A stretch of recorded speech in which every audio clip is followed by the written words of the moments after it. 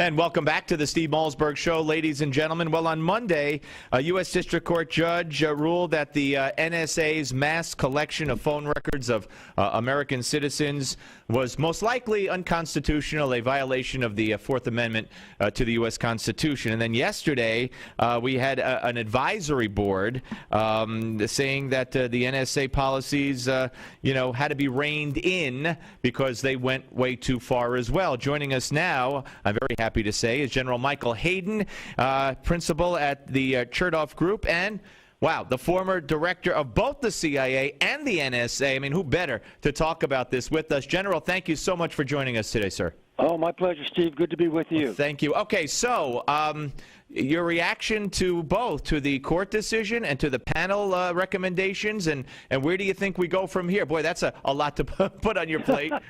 Here we go. Yeah, I'll just leave. You keep talking. Yeah. Oh, look, both of these things are important, all right? And they're both done by serious people.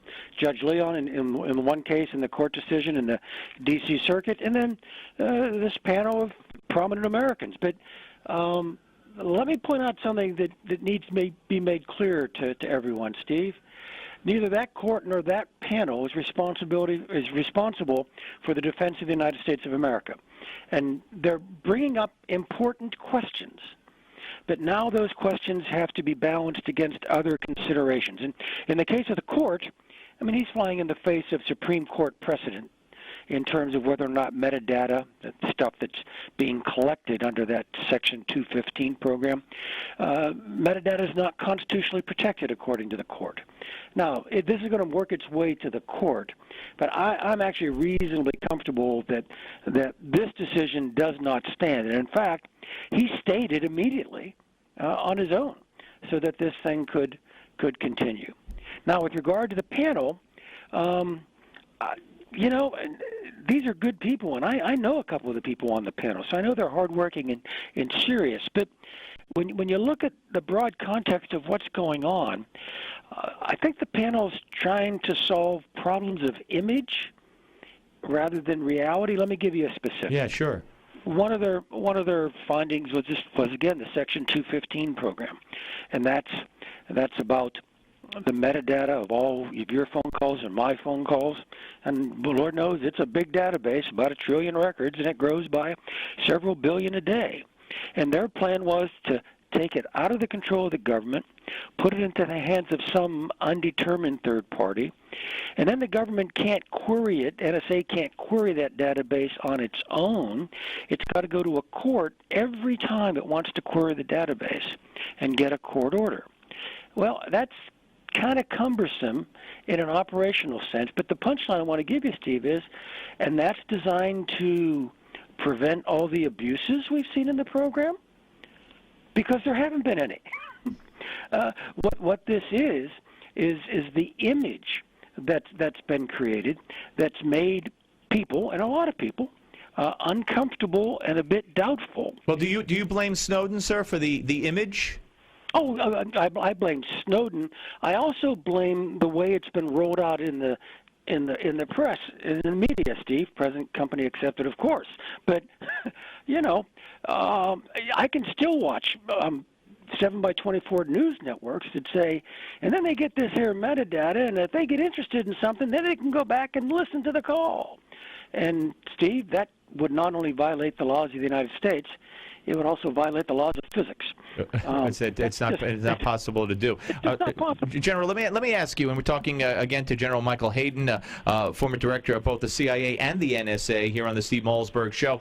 The judge in the court case said that the government had not presented one single incidence where a terrorist attack was prevented by this program. Now, was it incumbent upon them, in your view, to present that? Were they withholding it for national security reasons, or did they not have anything? No, actually, the specific quote from the judge, Steve, was imminent terrorist attack. Okay.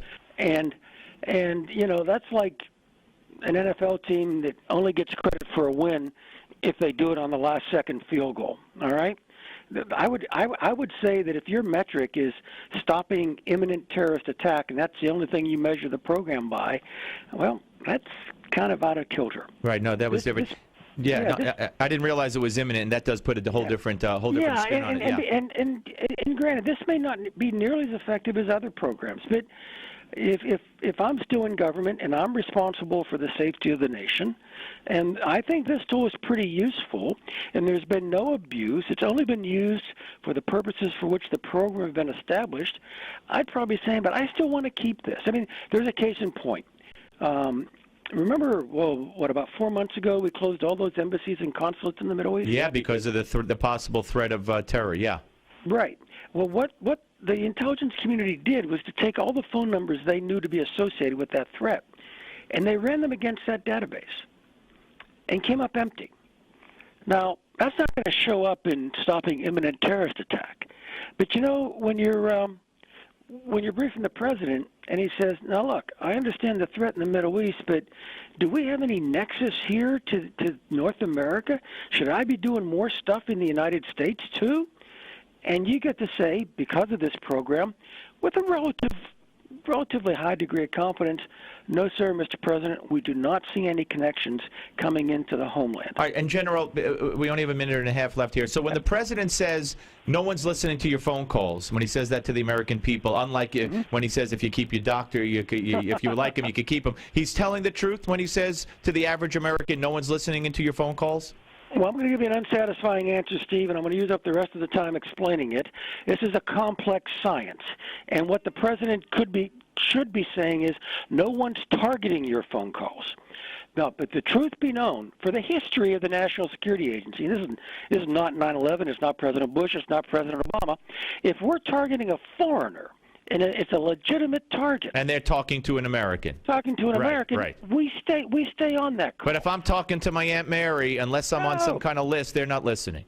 No, actually, if you're talking to your Aunt Mary, the list you've got to be on to be covered is you've got to be under a federal judicial warrant. Gotcha. Listen, General, fascinating. I hope you'll come back after the holidays and we could talk more about this and other issues. Thank you so much. Have a Merry Christmas, sir. And you too. Thanks very much, Steve. My pleasure. General Hayden, ladies and gentlemen, Michael Hayden, principal at the Chertoff Group and a former director of both the CIA and the NSA. When we come back, we're going to switch gears. Dr. Drew will be here. He's got a special coming up on divorce and the Duck Dynasty controversy. Newsmax TV and radio.